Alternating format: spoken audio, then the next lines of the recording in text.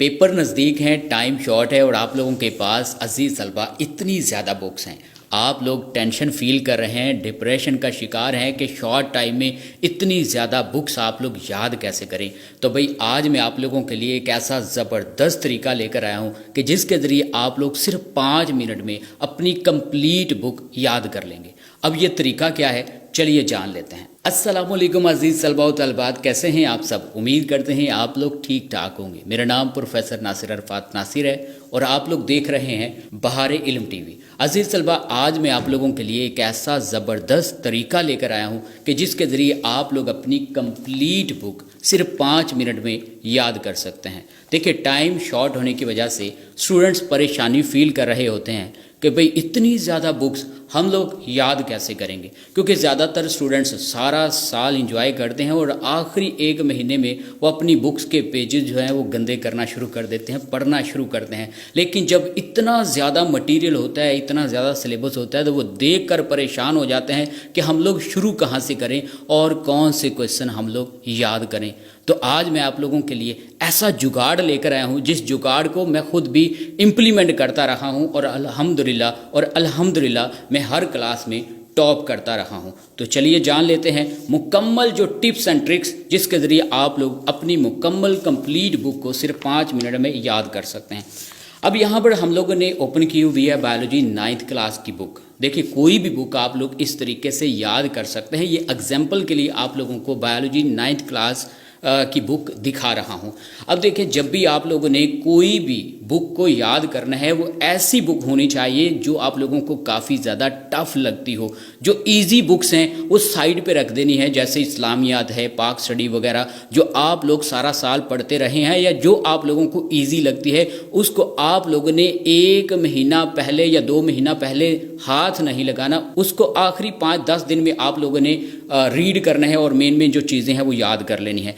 अब आप लोगों ने एग्ज़ाम से 1 महीना पहले उन बुक्स को उठाना है जो आप लोगों को टफ़ लगती हैं, बहुत मुश्किल लगती हैं और आप लोग परेशानी फील कर रहे होते हैं कि हम इन बुक्स को याद कैसे करें। अब बिलफर्ज आप लोगों को बायोलॉजी बहुत मुश्किल लगती है, इसको आप लोगों ने ओपन करना है। ठीक है, ऐसे आप लोगों ने ओपन किया और इस बुक में से जो आप लोगों को मुश्किल चैप्टर लगते हैं उनको आप लोगों ने टिक कर लेना है। सारी बुक के जितने भी चैप्टर्स हैं, सारे चैप्टर्स आप लोगों ने तैयार नहीं करने। आप लोगों ने वो चैप्टर सेलेक्ट कर लेने हैं जो आप लोगों को मुश्किल लगते हैं। बिलफर्ज इस बुक के टोटल 9 चैप्टर्स हैं। अब 9 चैप्टर में से आप लोगों ने बिलफर्ज आप लोगों को दूसरा चैप्टर मुश्किल लगा, आप लोगों ने टिक कर लिया इसको। ठीक है, इसके बाद आप लोगों को तीसरा चैप्टर मुश्किल लगा, इसको टिक कर लिया आप लोगों ने। ठीक है, ऐसे आप लोगों ने सेलेक्ट करते जाना है चैप्टर्स को। ठीक है, बिलफर्ज एक बुक में से आप लोगों को टोटल 5 चैप्टर्स मुश्किल लगते हैं।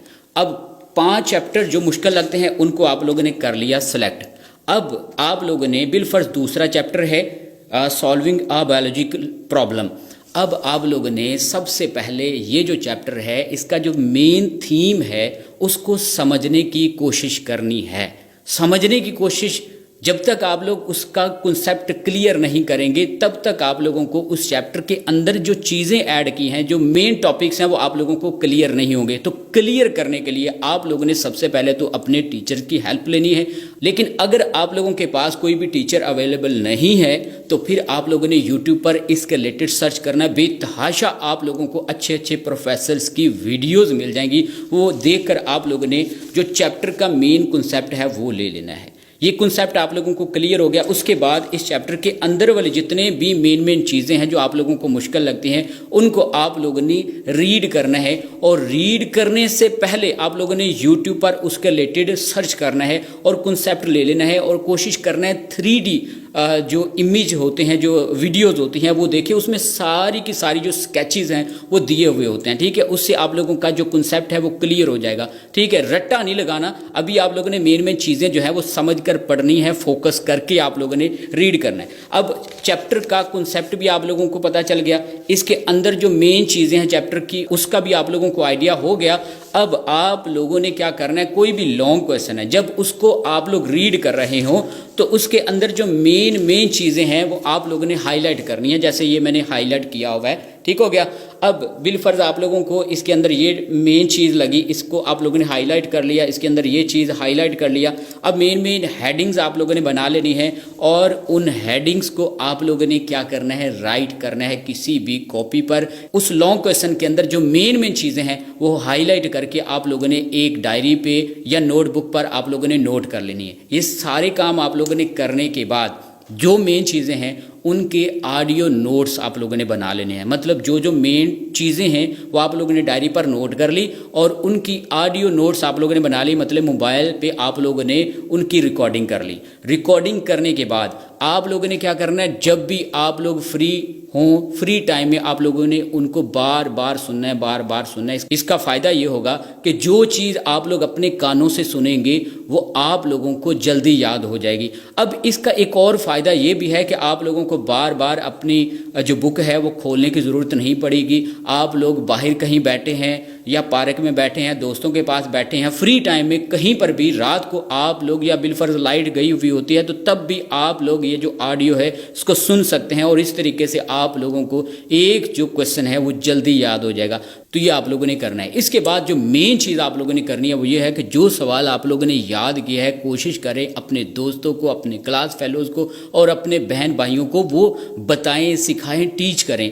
जितनी चीज़ें आप लोग ज़्यादा कन्वे करेंगे उस लिहाज से आप लोग ज़्यादा परफेक्ट होते जाएंगे और इस तरीके से आप लोगों को आइडिया हो जाएगा कि कहाँ पर आप लोगों की मिस्टेक है, कौन सा सवाल आप लोगों ने अच्छे तरीके से याद करना है। जो मिस्टेक्स होंगी आप लोगों को आइडिया हो जाएगा, उन मिस्टेक्स को आप लोगों ने दोबारा से याद करना है।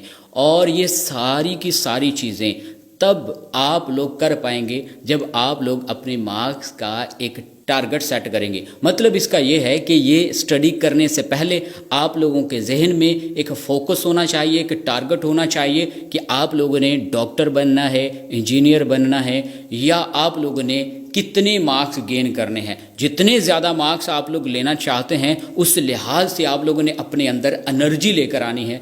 देखिए, जब तक आप लोगों के अंदर एनर्जी नहीं आएगी, मोटिवेशन नहीं आएगी, तब तक आप लोग ज़िंदगी में कुछ नहीं कर सकते।